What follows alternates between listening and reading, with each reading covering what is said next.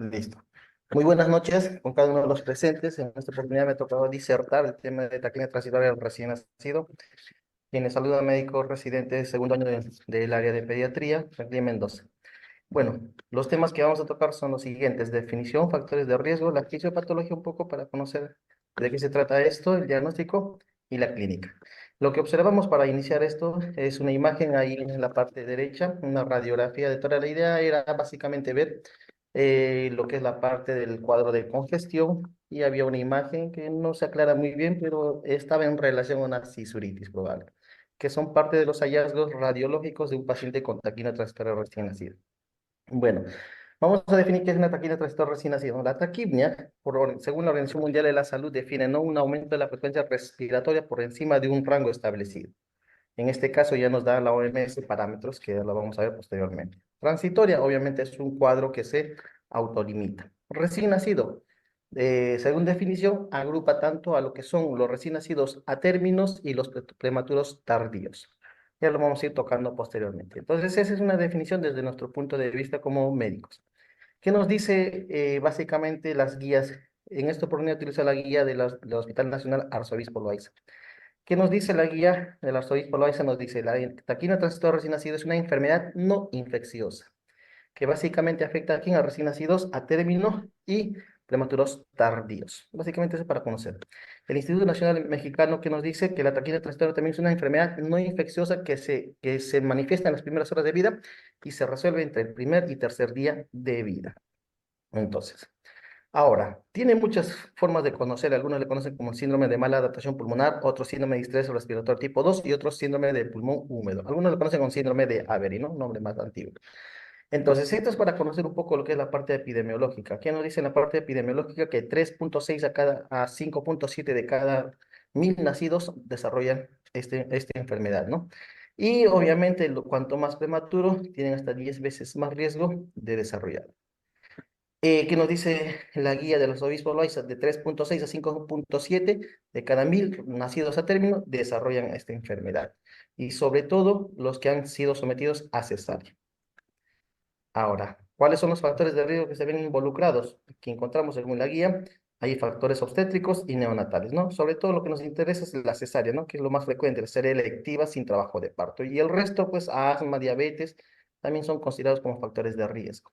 Dentro de los neonatales, sobre todo los recién nacidos a término o cercanos al término, sexo masculino, depresión neonatal, que a veces solemos observarlo, y lo que son los macrosómicos, ¿no? Entre otros. Este es un pequeño estudio para poder ver justamente cuál ha sido la diferencia estadística en cuanto a la cesárea con trabajo de parto y sin trabajo de parto. ¿Hay alguna diferencia? Básicamente, según este estudio, no hay ninguna diferencia en relación al desarrollo de taquina transitoria en pacientes cesareanos, ¿no? Ya sea con trabajo de parto, sin trabajo de parto. Este es otro pequeño estudio para poder ver cuáles son los factores de riesgo más frecuentes. En esta oportunidad se ha realizado el estudio en Ayacucho, ¿no? ¿Cuál es el predominante factor de riesgo? La cesárea, aparte de los otros factores de riesgo que menciona también. Esto es para básicamente ver cómo es que la infección, como en este caso la sepsis, que es común en el área de neonatología, aumenta en 9,6 veces más el riesgo de desarrollar taquina transitoria recién nacida. Este es otro pequeño resumen para poder ver los factores de riesgo, ¿no? Aquí básicamente menciona sexo masculino y la cesárea como principales factores de riesgo, ¿no? Y aquí básicamente es para poder ver, cuando hablamos de RPM, cuántas horas como mínimo se considera como factor de riesgo para taquina transitoria, 12 horas a más. Y esto es un poquito la fisiopatología, ¿no? Cosas puntuales, ¿no? Todo se origina a partir de la cuarta semana de edad gestacional, 28 días, con la formación de este brote, ¿no? La yema respiratoria. A partir de esta yema respiratoria surgen cosas, lo primero, los bronquios secundarios. Esto estamos hablando hacia la semana o hacia los días 35, casi a la quinta semana. A partir de esto se da la formación de los lóbulos pulmonares hacia lo que es la sexta semana, como podemos ver acá, 3 para el lado derecho y 2 para el lado izquierdo. Y básicamente hacia los días 56 se da la formación del árbol bronquial. De aquí que nos interesa saber esta parte, ¿no? ¿En qué momento se da la formación de los neumocitos tipo 2? Justamente entre las 20 y 24 semanas se da la formación de los neumocitos tipo 1, de los neumocitos tipo 2. A partir entre las 20 y 24 semanas. Entonces, ¿eso qué quiere decir? Es a partir de este término que empieza lo que es la formación de líquido pulmonar fetal. Este es un resumen. Lo que nos interesa más es esto del periodo canalicular, que está entre las 16 y 26. ¿Por qué es importante esto? Porque aquí es donde se da la formación ya de los neumocitos tipo 1 y principalmente los neumocitos tipo 2. Es en este rango donde se va a dar lo que es la formación del líquido pulmonar fetal, gracias a los movimientos de cloro que lo vamos a ir viendo posteriormente. Entonces, ¿qué es lo normal? Lo normal es que un neonato, antes de nacer en la vida intrauterina, se encuentra así los pulmones. Después de haber nacido, cuando ya empieza lo que es la respiración, empieza a disminuir de esta manera, para luego en la segunda respiración ir descendiendo hasta terminar de esta manera. Eso es lo normal. ¿Qué suele ocurrir en un prematuro o un paciente que ha nacido bajo ciertas condiciones, como le hemos mencionado anteriormente, esos factores de riesgo? No ocurre esto. Entonces, ¿cómo se da este evento? Generalmente entre las semanas 16 y 26, como hace un rato hablamos en la etapa canalicular, es que se da inicio a la formación de líquido pulmonar gracias a la activación de unos canales de cloro, sodio y potasio. Generalmente es un transporte activo que permite la secreción de cloro al interior de los alveolos. Esto genera un potencial eléctrico que permite el ingreso de agua, iniciándose de esa manera lo que es el líquido pulmonar. ¿A qué ritmo? Generalmente entre 1,5 y 2 mililitros por kilo por hora. Y esto conforme va aumentando, va pasando los días, va aumentando su ritmo de producción, llegando hasta acumularse un volumen de 6 mililitros por kilogramo de peso, casi cercano a la mitad del embarazo. Y esto se va dando sucesivamente. Pero ¿qué es lo que más nos interesa de aquí? ¿En qué momento es que esta secreción se detiene? ¿O esta acumulación de líquido se detiene? Justamente se detiene casi cuando estamos cercano al término, ¿no? ¿Por qué? Porque aquí es donde ya se inicia lo que es el trabajo de parto, permitiendo la activación de una serie de hormonas de estrés, que lo que van a hacer básicamente, sobre todo, aparte del cortisol, hormonas tiroideas, y principalmente estas catecolaminas, lo que van a hacer es invertir estos canales que permitían en un primer momento secreción, ahora van a reabsorber. ¿Qué quiere decir eso?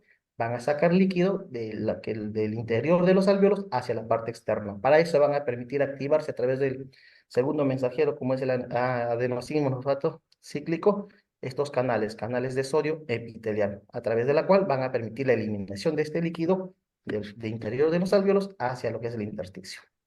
Entonces, ¿qué porcentaje es lo que se elimina de líquido antes del nacimiento? Aproximadamente un 45%. Y un 40% es lo que se elimina ya posparto. Cuando ya el niño nace, el 40% se elimina acá. Igual, se sigue dando aquí a través de los canales de sodio epitelial, pero aquí ya interviene otro mecanismo que es la ventilación. La misma respiración que hace el paciente es lo que va a favorecer la eliminación de lo que queda. El resto de porcentaje se elimina durante el trabajo de parto. Como podemos ver aquí, ¿cuál es el transportador a través de la cual se eliminan en el postnatal? Los canales de sodio, potasio, ATPase. Entonces acá podemos ver otra imagen de lo que ya acabamos de comentar.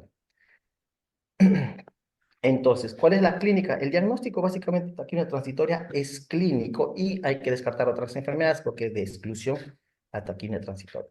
Dentro del cuadro clínico, la dificultad respiratoria, justamente para eso vamos a utilizar una escala que se llama la escala de Silverman y Anderson, que ahorita lo voy a mostrar. La taquimia, que es lo característico, y lo que es el diámetro antero-posterior del tórax, y los campos pulmonares, que es sin estertores, ¿no? Y obviamente aquí fundamental pues es el seguimiento que vamos a hacer en el paciente. Generalmente el cuadro se suele presentar entre las primeras 2 horas. Posteriormente se empeoran los pacientes o el cuadro de la taquimia se empeora entre las 6 y 8 horas y llegando incluso hasta las 12 horas extenderse este empeoramiento para luego mejorar más allá de las 12 horas. Este cuadro puede llegar a persistir entre 5 o 7 días. En la gran mayoría, más del 70% se suele resolver entre las 48 y 72 horas de vida. Este es el score que utilizamos para poder valorar el cuadro de distrés en el paciente, ¿no? El que conocemos ya.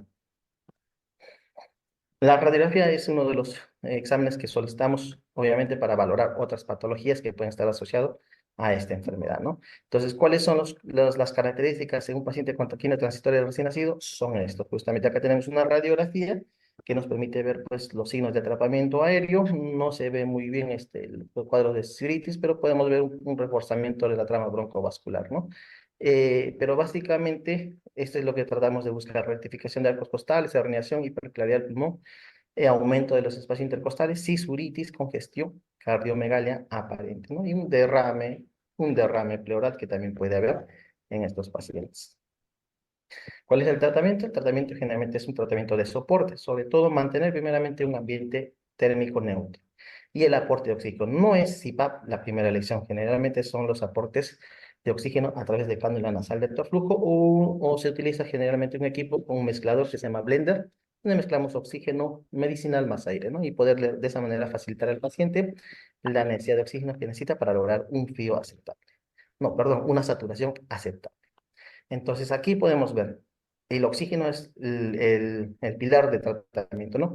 En un cuadro no invasivo, no es lo de primera elección CPAP, sino cánula nasal de alto flujo o sin una cánula binasal, o puede ser por un casco cefálico. Si con esto el paciente no mejora y persiste el cuadro más allá de 6 horas, le sacamos un score de Silverman-Anderson y empeora, ya podemos pasar a pensar en otra patología tal vez, y utilizar otro sistema, como puede ser el CPAP, en una segunda ya, medida de tratamiento.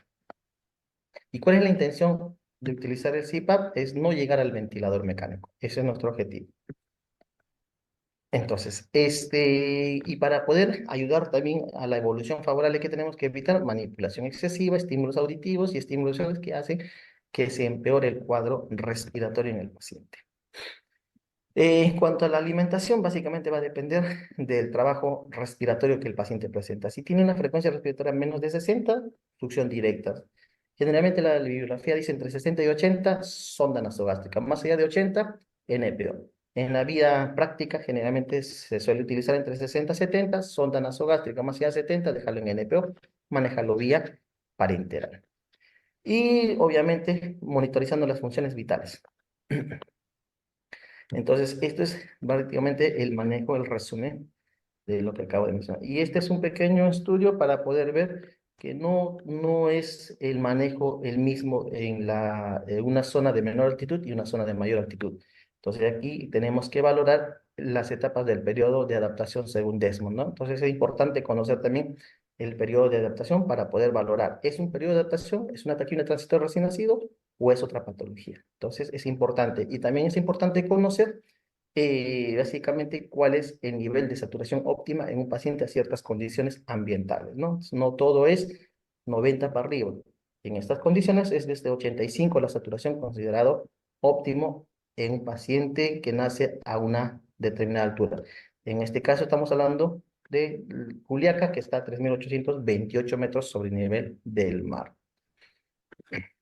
Eso sería prácticamente todo. Muchas gracias por su atención.